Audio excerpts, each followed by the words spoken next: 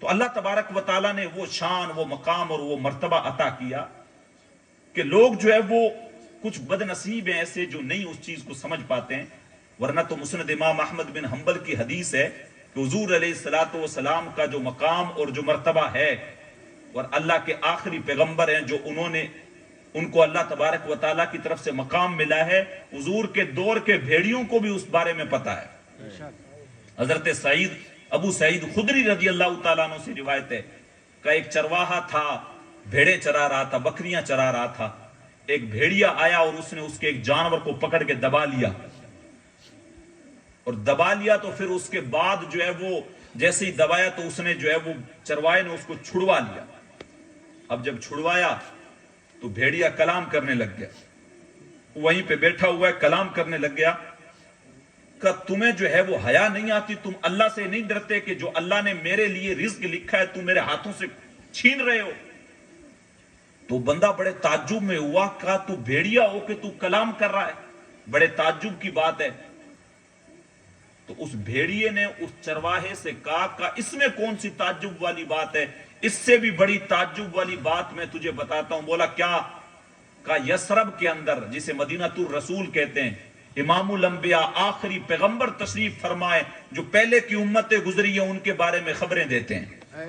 ان کے بارے میں بتاتے ہیں۔ کہا اچھا ایسا ہے؟ اس نے اپنی بکریاں ساری سمیٹی اور آگے لگائی اور مدینے میں داخل ہو گیا، اپنے باڑے میں بکریوں کو باندھا اور حضور علیہ الصلوۃ والسلام کی خدمت میں آیا، اور خدمت میں آنے کے بعد پھر سارا معاملہ بیان کیا کہ حضور بھیڑیے نے اس طریقے سے یہ چیزیں جو ہے وہ بیان کی ہیں۔ حضور نے ایک ندا دینے والے کو ندا دی کہ مسجد کے اندر جا کے اذان دو اور سب کو صلاۃ جامعہ کے لیے اکٹھا کرو۔ سب کو مسجد کے اندر جمع کیا گیا۔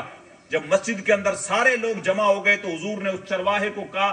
اب ان کو وہ بتاؤ جو تم نے مجھے بتایا ہے۔ اب وہ چرواہا کھڑا ہوا اور کھڑا ہونے کے بعد لوگوں کو بتایا کہ میں بکریاں چرا رہا تھا، ایک بھیڑیا آیا میری بکری کو دبا لیا، میں نے اسے چھڑایا تو مجھے کہنے لگا تجھے اللہ کا خوف نہیں ہے کہ جو اللہ نے میری طرف رزق بھیجا ہے تو مجھ سے چھین رہا ہے؟ تو میں نے اس پہ تعجب کیا کہ تو بھی کلام کر رہا ہے؟ تب اس نے مجھے بتایا اس میں تو تعجب والی بات ہی نہیں ہے، یثرب کے اندر امام الانبیاء تشریف فرمائے جو پہلے کی امتیں گزر گئی ہیں اور جو آنے والی ہیں ان کے تعلق، جو آنے والی مخلوق ہے اس کے تعلق سے حضور علیہ الصلوۃ والسلام جو ہے وہ غیب کی خبریں دے رہے ہیں۔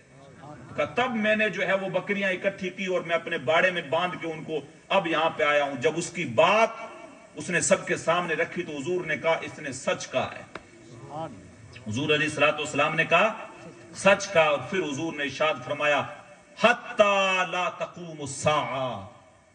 کہ اس وقت تک قیامت قائم نہیں ہوگی جب تک جو ہے وہ چیر پھاڑ کرنے والے جانور انسانوں سے باتیں نہیں کریں گے۔ اور حتیٰ کہ ارشاد فرمایا حضور علیہ الصلوۃ والسلام نے جو درہ ہوتا ہے وہ بھی انسان سے بات کرے گا، اور جو اس کے جوتے کا سینڈل کا جو تسمہ ہوتا ہے وہ بھی انسان سے باتیں کرے گا، اور جب تک یہ معاملات نہیں ہوں گے تب تک قیامت قائم نہیں ہوگی۔ آج میں اور آپ ٹیکنالوجی کے زمانے میں جی رہے ہیں، تو اگر ہم لوگ ریسرچ کر کے دیکھیں تو زمانہ اس سے بھی آگے نکل چکا ہے، اور طرح طریقے کی نئی نئی ایجادات جو ہے وہ رونما ہو رہی ہیں، اور انسان کی عقل جو ہے وہ حیران ہو گئی ہے، انسان کی عقل پریشان ہو گئی ہے۔ یہ ساری خبریں حضور علیہ الصلوۃ والسلام نے جو پہلے ہی دے دی ہیں، یا قیامت کی بہت ساری نشانیاں جو ہیں وہ رونما ہو چکی ہیں۔